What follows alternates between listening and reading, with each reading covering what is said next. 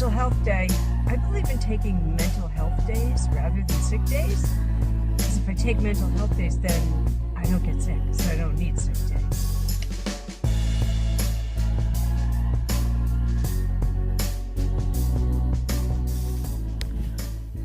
Ooh, beautiful snowstorm. But my thumbs are cold because it's a little wetter snow.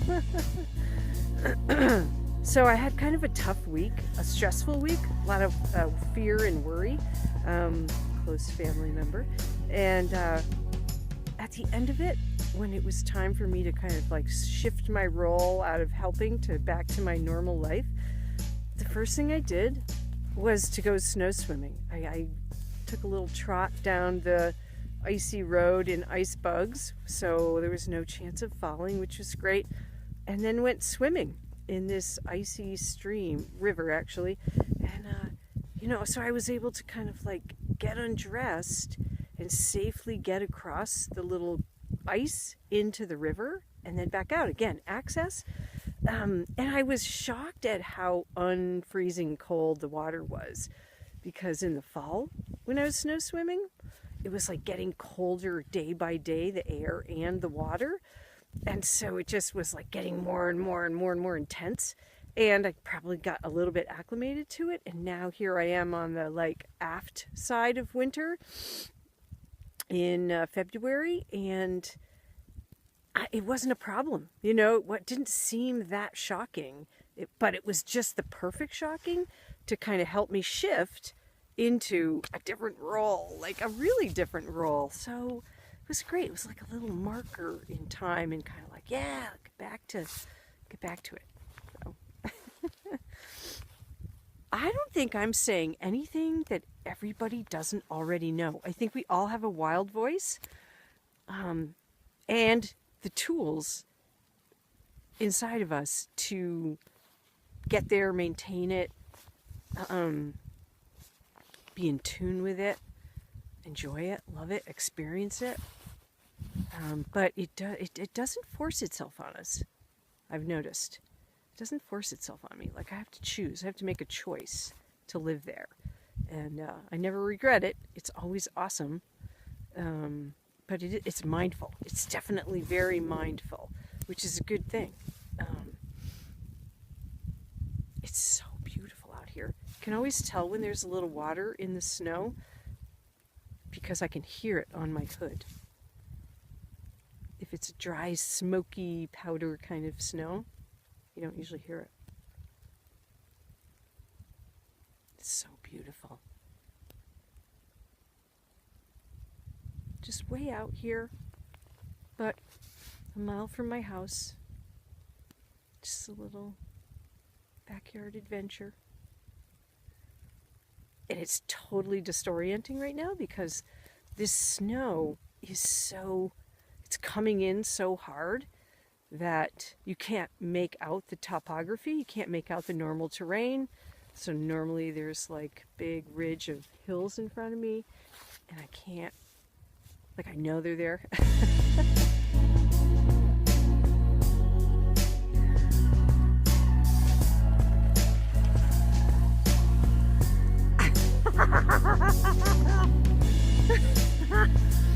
Oh, it's ice season. I wish it was snow season, but nobody put me in charge of the weather. So the lake is now perfect for skating. It's absolutely stunning, actually. The ice is, I'm gonna say 10 inches thick or so. If you find a crack or an intersection where the plates of ice sort of, the pressure just causes them to crack, you can kind of see, you can kind of look down and see how thick the ice is, which is pretty cool. I see some ice fisherman holes, and I'm just gonna go for a skate on this beautiful lake all year. It's such a gem. So I wanted to tell you the mouse patch story. See, you can even skate on your belly. It's gonna get cold, so I better tell it quick. So when my husband and I were dating a million years ago, we both were living up behind the maintenance shed in this little tiny the world's tiniest little camper. That was his house. And when I would take a break from college, I would go stay in it with him. And I mean tiny, you know, like, I don't know, 10 feet long or something like that. And it was in the woods, so it was very sort of earthy, and there was a mouse problem, and so it was eating his food, and so he was getting like all grouchy about it and stuff. So he went out and bought some mouse traps. And I was kind of like self-righteous. I'm like, oh, they're just little mice, you know, they just want to eat. Until we got up in the morning and a mouse had eaten a hole right here on my brand new Johnson woolly pants that had cost me like $65, which at that point might as well have been like $1,000. And I needed them for college because I was in forestry school over in upstate New York at Paul Smith's. And I was livid. I was so mad. I had just bought these pants. You know, this is in the wool, still in the wool and cotton era, you know, and they were like the bomb diggity, you know. And I was so excited. So anyways, I was really mad. It was a big hole, you know, obviously making a nest or something. So I'm like, get the trap, get the trap. So we trapped the mouse, and I was working at my sort of interim time at college. I was working as a lift rat. So I was like putting people on the lifts at the ski area, you know. And so I took this mouse and I skinned it. I'd never skinned anything before. I did it like really, really carefully. And I have to say I did a really good job. Even the ears and the tail and everything came out. And I took a piece of cardboard and pinned the hide to the cardboard, and then took salt and rubbed salt into the inside of the hide so that it was like tanned, you know, preserved. And I brought it to work at the lift shack and put it up in the window so that the tourists who were skiing would go by and they'd see this like mouse hide pinned to this cardboard. It was a little macabre. But anyways, when it dried a couple days later, I took it and I sewed it. It perfectly fit over the hole that mouse had made in my pants. So I went back to college with a brand new patch, a very unique patch. And even the tail was kind of like hanging and stuff. I thought that was pretty good. Anyways, I got to get off this ice and go for a skate. The sun is going down. Ooh. Okay.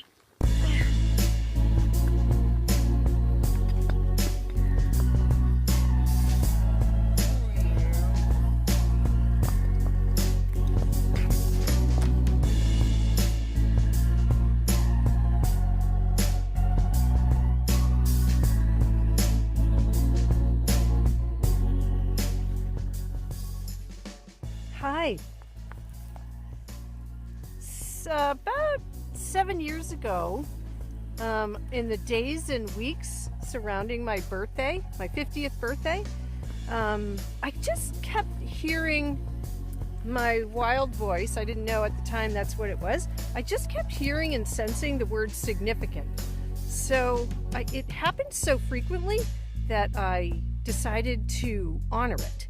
And on my birthday that year, I started a new practice. I started setting goals in the three main categories of my life: work, play, pray. And ever since then, I set new goals every year.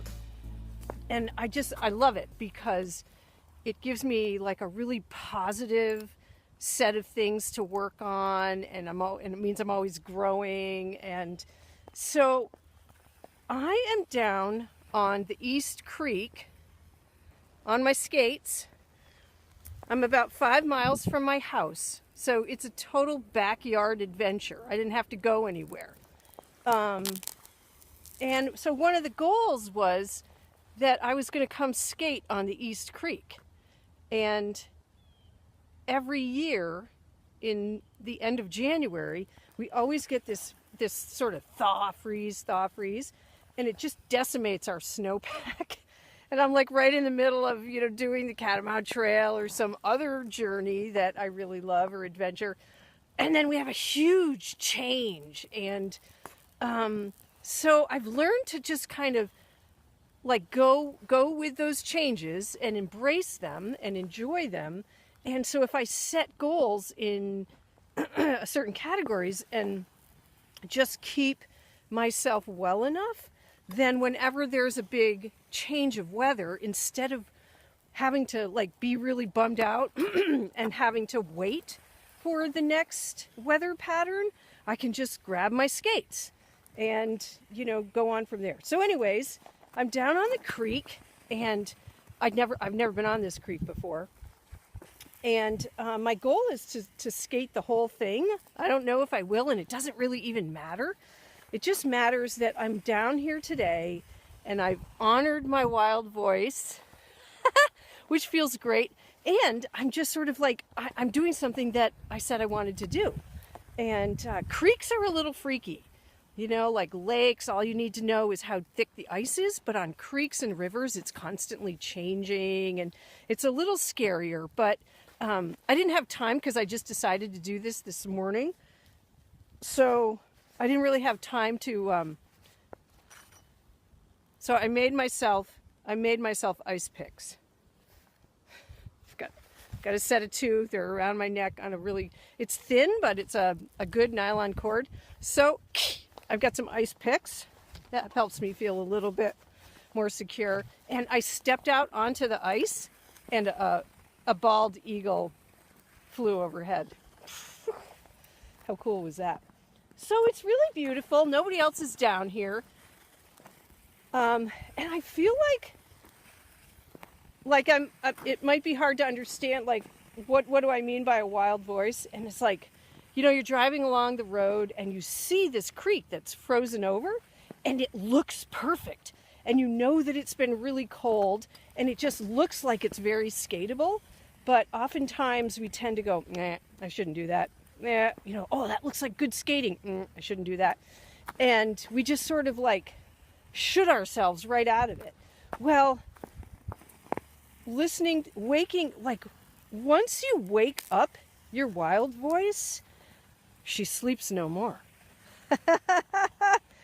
And so I always feel like honoring that just brings me like health and wellness and joy right in my own backyard year round.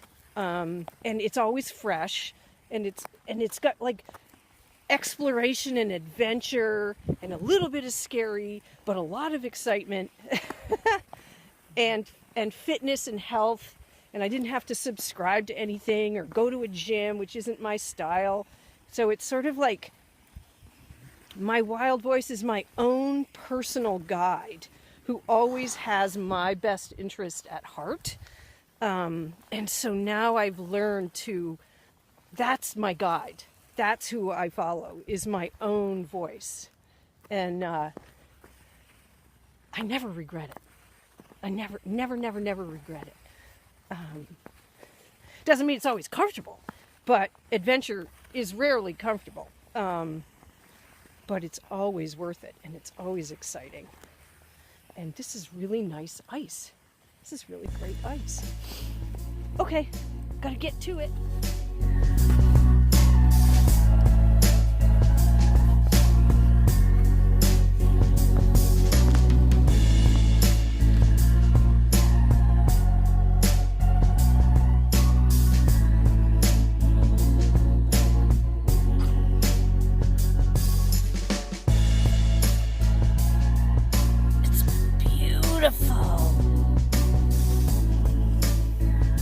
Hi, Missy. Check this out.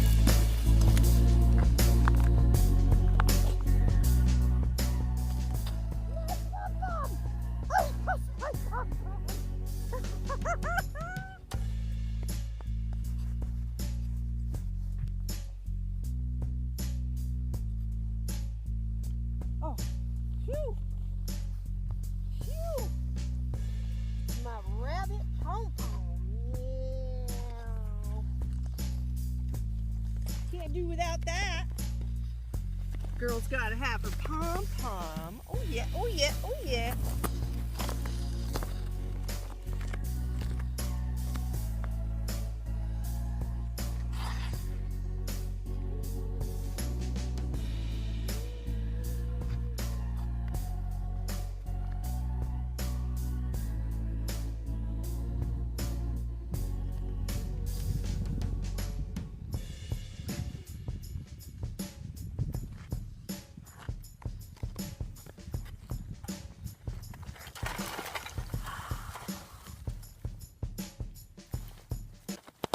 The Olympics are coming.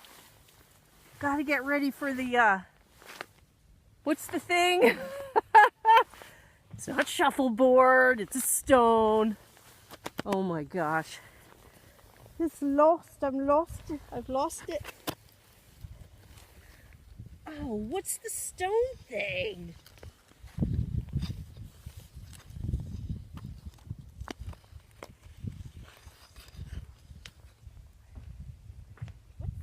Stone thing.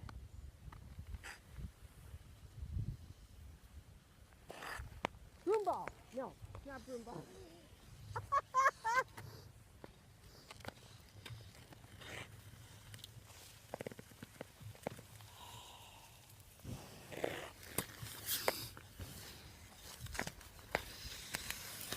Forget about it.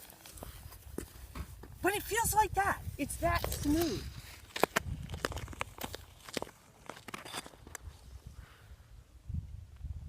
Wow. You know how few surfaces you can do that on in your life as an adult and not get hurt? So few, eh?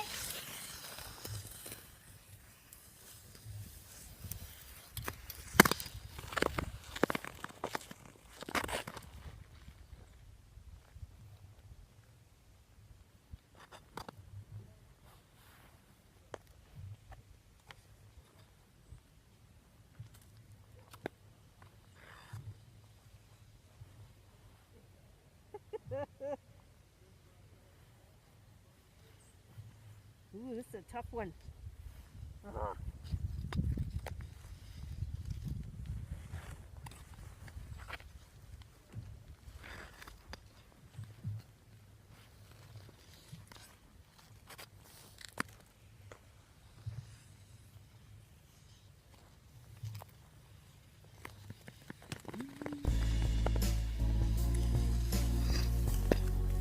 I'm back at my house after a wonderful skate, and my ice spikes made of I think they're meant for like concrete. They're spiral spikes. When I was out on the creek, they kind of ding together. Listen to this noise.